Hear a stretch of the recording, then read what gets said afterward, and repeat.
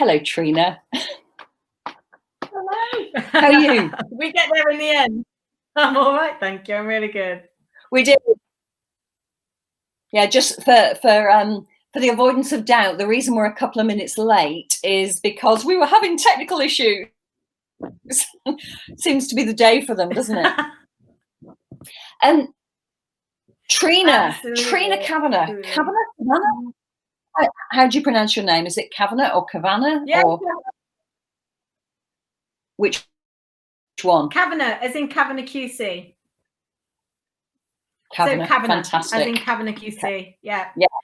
Okay, I think there must be a slight time delay here, Trina, because you're not answering the questions as I ask them, so I'll slow down.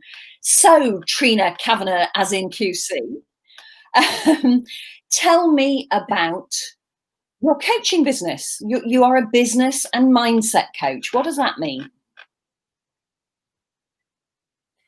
So I work on the body and the mindset at the same time, because the thing is, at the end of the day, when we unlock our physical and our emotional well-being, we start to attract the right people into our lives. We're so focused on the mindset side of things that we kind of neglect the physical side of things, even though they both go hand in hand. So when I work with my clients, I work on what's going on in their body, how their body is actually moving, and how that integrates with their mindset. So depending on what you're thinking and feeling is how you're standing. And if it wasn't for COVID, I could actually stand in front of a client and be able to read what their posture is saying and what's going on in their lives. And that's the beauty of the work that I do and how it feeds your business. That's fascinating. So give me some examples. What sort of things do you see? So on a, just on a like kind of really easy level is the sad and happy pose. So the sad pose is the shoulders come in, we kind of just slouch down. And the happy pose is always kind of, we stand taller, we're in a powerful, where we feel like there's nothing can impact us, nothing can get to us. We stand taller and everything just goes into a different position. And actually, in actual effect, you can see where the chest comes back, where the abdominals come in, everything kind of stands up straight. And that's because the brain is actually doing all that movement. Okay, so how does that work? So what I mainly do is say, for instance, let's go. I tell you what, why don't we just go with doing it for you? And then we'll go from there.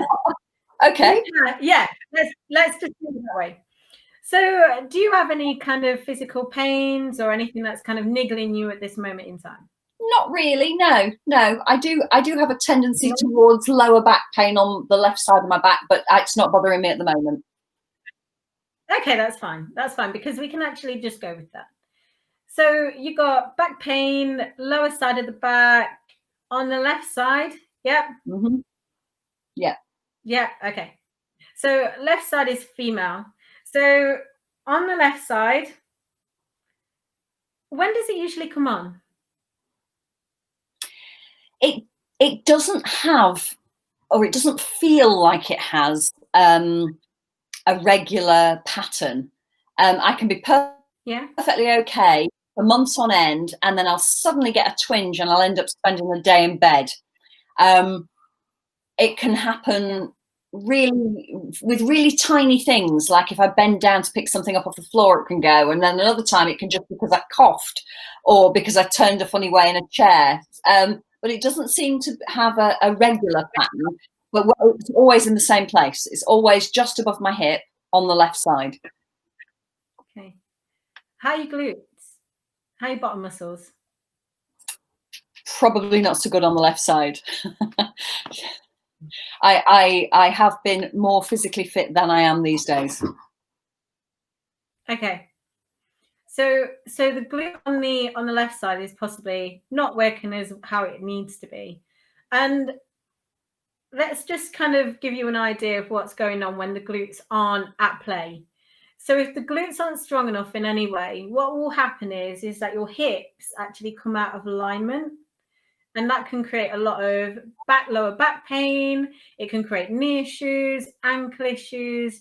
Your back may kind of like go out of whack one day. You'll end up in bed. And then obviously it's at a cost to, you know, whatever you're trying to do in the day, whatever you're trying to get done. And I'm sure like all of us women and men as well, we have long lists of everything that we need to do on a day. And when this back pain comes, it comes at the wrong bloody time. You know, and it could actually come, you know, and we could actually deal with it in a different way before it even gets to that point.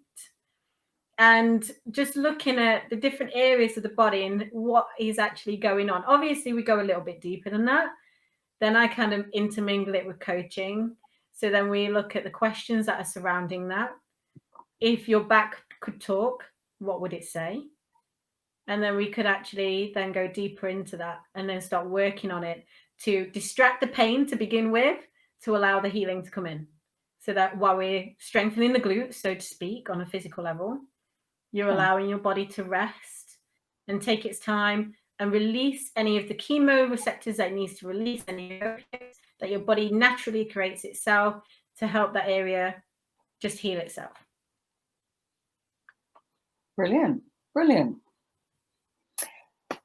So, perfectionism. You mentioned in our little chat before that perfectionism was something that you find yourself working with your clients on. How does that happen? Massively, because the one big thing that my clients have is no time and juggling time. They have endless lists of anything and everything that's imaginable. And when you're a perfectionist, like when I stop talking about myself, I will talk about myself as a third person because I don't want to go back to that. I don't want to take myself back to that place. But you can see that when you go through that kind of perfectionist realm, everything needs to get done and it has to get done. And if it doesn't get done, then you feel frustrated. And the more frustrated you feel, your body then starts to feel it even more too. You may start to feel pain in your shoulders, like the weight of the world, pain in your neck.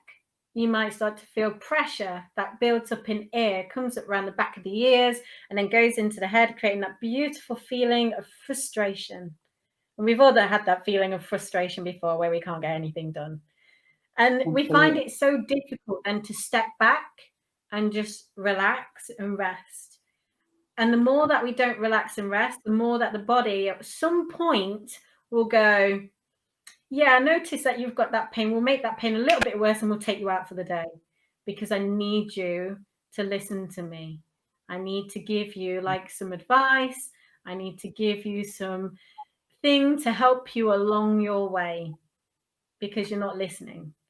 And that's the whole kind of long and short of being, you know, going from perfectionism, I suppose, to kind of then stopping and listening to what your body's actually saying to you. It wants to help you. So I always say that I don't really suffer from stress. I don't suffer here, but every now and again, my back goes and it puts me out for a day or two. And I've often wondered if that is my body going, just stop for a bit, you know, just sit back. And because now that I'm thinking about it, my back does go when I've got a lot on. It goes at the most inconvenient times, of course. And so that would make sense, wouldn't it? That's hugely. And it's like, you know, it's like anything. Yeah. And it's like anything. You know, if anyone's watching this right now and you're that person where you're working all that time and that one moment where you get a week off work, that's the time that you're ill. Yeah. Because your body has been waiting all that time. It's been waiting all that time just to kind of, you know, just to let out what it wants to let out. Rather than letting it out in little tiny bits, you know, a little bit of a sniffle here, a little bit of a headache here, rather than like a full-blown, let's bring you down with a massive cold, let's put you in bed for a few days or a few weeks while you're off. Yeah. Well, I used to be married, and my husband used to finish work. He said he had a very stressful job, and he used to finish work at lunchtime on Christmas Eve, and I could absolutely guarantee he would be in bed with a high temperature by bedtime, and he wouldn't get up until the day after Boxing Day, and then he'd be back at work the day after that. And it happened every year. He was sick at Christmas every year, and it used to drive me nuts. And it was like you could set your clock by it almost. You know, he'd start to feel unwell around dinner time, and by bedtime he would be bedridden. You know, he'd be properly unwell. So that's your body saying, right, you've given me the opportunity now to take some time to make you listen. Okay, that's really interesting. So what's the link between that and perfectionism? Because to me, perfectionism is not being able to judge something as finished, a piece of work perhaps as finished because it's never perfect. But that's not what you're talking about here, is it? It does intermingle with it, because when you are, when you're judging a piece of work that's not finished, you always keep consistently thinking about that piece of work until you actually possibly go on to a new piece of work or a new topic or a new something else. You're always thinking about it, and you're always either trying to perfect that thing that you're trying to do. So you might still be on it, or you might not even put out the program that you want to put out until it has to be perfect. And I will work all the hours God sends until 1 a.m., 2 a.m. in the morning on this thing, and I won't put it out for anyone to see, not yet, because it's not the way I want it to be. Rather than, okay, I'm going to release a little bit of it and then go from there. It comes in different ways, perfectionism, and it kind of really intrinsically connects to consistency. And a lot of people come to me and go, oh, how can I be much more consistent in my life? How can I be consistent? And I always say to people, you know what? Consistency can be literally a thief of time when you are perfectionist, because it's so easy to get caught up in a consistency realm, trying to be consistent, trying to be perfect at being consistent, but then you start to procrastinate. You get all these other juicy things that kind of come on as well. And this is a lot of the work that I've been doing with a lot of my clients anyway.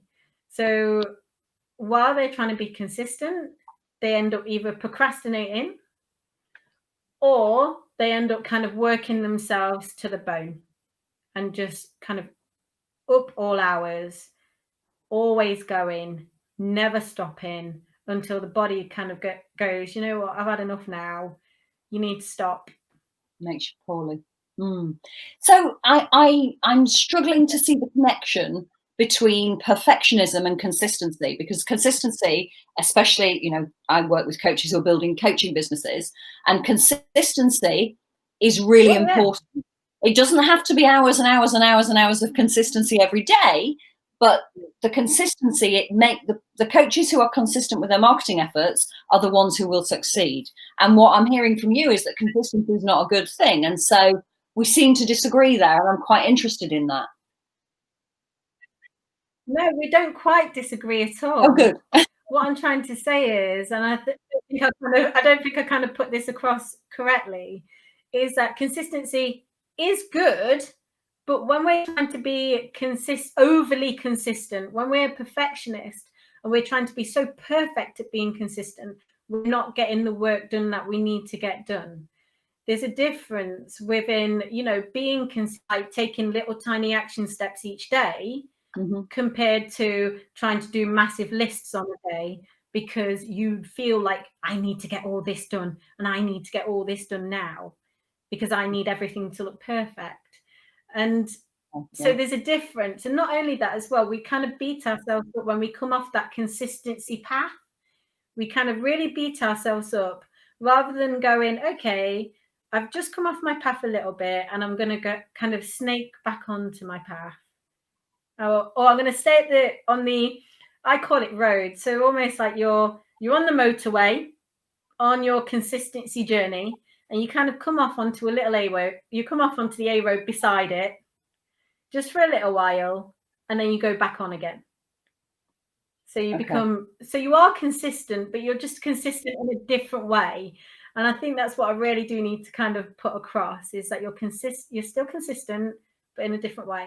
And I really want to touch on, actually, and I said this the other day, when being consistent, even if just taking those tiny steps, and that's the important thing, is the tiny steps. As soon as we kind of like beat ourselves up over coming away from those steps, that's when we become inconsistent. I really do genuinely think guilt and shame has a lot to play in any of the cycles that we take in life. Yeah, massively. You see it in the health industry. Feeling guilty is absolutely is a waste of energy, because guilt there's no benefit to anyone in guilt.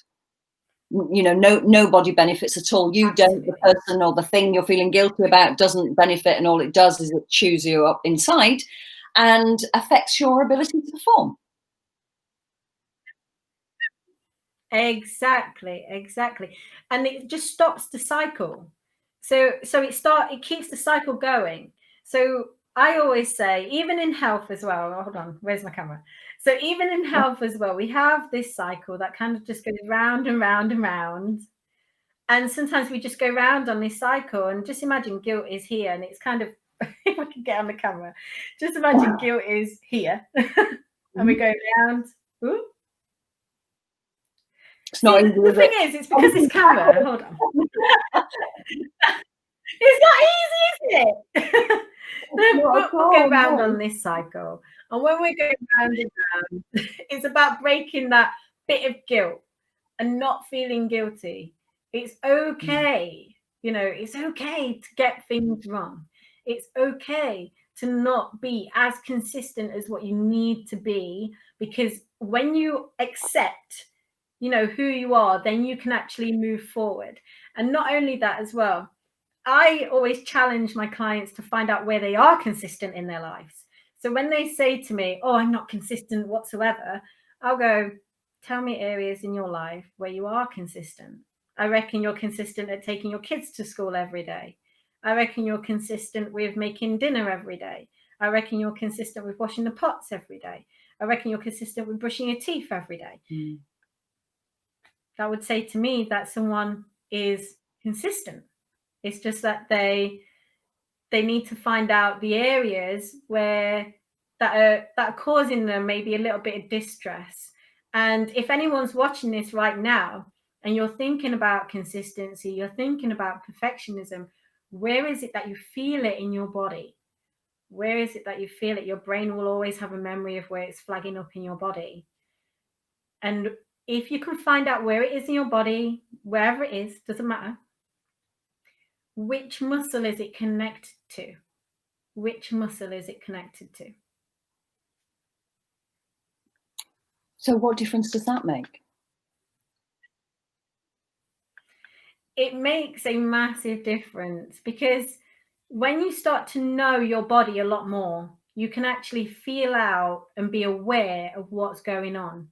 So say, for instance, if we take your back, the next time you start to feel the nigglings in your back, maybe you feel them before it actually breaks down and fully happens, fully goes in spasm, fully, you know, has you laying up in bed for a whole day. It's about knowing the feelings in your body and what those feelings are related to in terms of your mindset, in terms of your emotions. Because when you know, okay, I'm feeling this way, this is where it's placed in my body, I'm able to like kind of work on that, or just sit with it and feel it. That's hugely interesting, Trina. So are you saying that all emotions have a place in the body? Yes, absolutely. And so does it work the other way? If you look at Chinese methodology. Yeah, I mean, you know, obviously our I mainly work on whatever's going on inside your body is going on in your mind. I also work on whatever's going on in your mind is flagging up somewhere in your body. It works both ways. They are connected. So can you give me some examples of that? So which bits of our bodies are related to which kind of feelings? Yeah, absolutely. So if we take the shoulders, for instance, shoulders get a lot of pressure, a lot of weight on them. Think of your body almost like a metaphor. Think of the weight of the world on your shoulders. Worry is placed in the muscle that's just here, trapezius muscle. Goes up into the neck muscles, comes out to the shoulder, and then snakes down the spine, almost on each side. So there's one muscle on each side, and they're identical. So just there, out here, and then down the spine. That then connects to the psoas muscle. The psoas muscle connects to the lower bottom of the spine, and it connects to 4 of our discs. And that connects to the tops of our femur, so the tops of our leg bones. And that is our seat of emotional center. And when we sit down, like we're sitting now and chatting to each other, those muscles get tighter and tighter and tighter. And they also cause back issues as well, lower back problems, lower back pain. Lower back pain is usually around support because your back is your support. Your bottom muscles are an area where we feel remorse. And then we can go down from that. So if we go down from that into our legs are our purpose for moving forward. When there's stuff going on in our legs, sometimes we may be fearing moving forward. Sometimes we're moving forward too fast.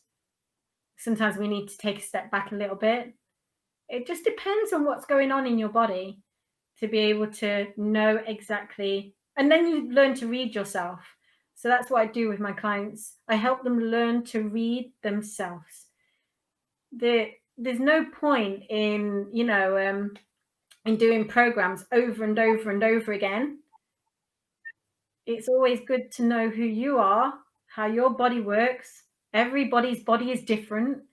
Nobody's body is the same. Yes, we may all have the same limitations, the same beliefs in some ways, but besides that, your body is completely different to everyone else's. And that's what I like to connect people to. So do you find that two different clients who may be having the same kind of problems and the same kind of feelings will feel it in the same place in their body, or would that be in different places, possibly? It depends where the emotion is stored. So it just depends on where they associate their emotion with being stored, and what is the emotion that's behind it as well. What was the memory that was behind it? What triggered that memory as to where the emotion stored? This is incredibly complicated. you not in essence, when in practice. It's not in practice. Okay, you started to talk about Chinese medicine, and because of the lag, I think I cut you off. So can you go into that a little bit more? Tell me what the link between Chinese medicine and what you do is. Yeah, I mean, if you have a look at Chinese medicine and you have a look at the human body in Chinese methodology, you can see like different emotions are pinpointed to different areas of the body. So even in Chinese medicine, it's been known for a long time that different emotions move the body in different ways. So we've always known this. Even in Western medicine, it shows that even from a facial point of view, our brain controls our face in different ways, different emotions. If we're happy, we smile. We can sometimes do fake smiles. We can sometimes, we're angry, we're upset. It all shows. But even on the premise of, sorry, my daughter's just come down and distracted me. Even on the premise of just looking into how our body works, it is fascinating how our body works and what goes on within our body. It's a fascinating piece of kit. Yes, it's very complicated. It's very complex in what it does. Obviously, science is still, proving different things about the human body all the time. And saying that, science is also taking back the things that it's said as well. The body is a complex piece of kit. We cannot not recognize that our mind moves our body, and that our body and mind are interlinked. Trina, that's absolutely fascinating. We're pretty much at the end of the half hour. Can you believe? It goes so fast. I know. I say it every week. Trina, if people want to get hold of you, where will they find you? So you can find me at my website, www.trinakavanagh.com. Fantastic. Really sweet and simple, isn't it? Very easy. Sweet and simple. It's lovely to talk to you, and thank you so much for your time. You are most welcome. Thank you, everyone. Bye.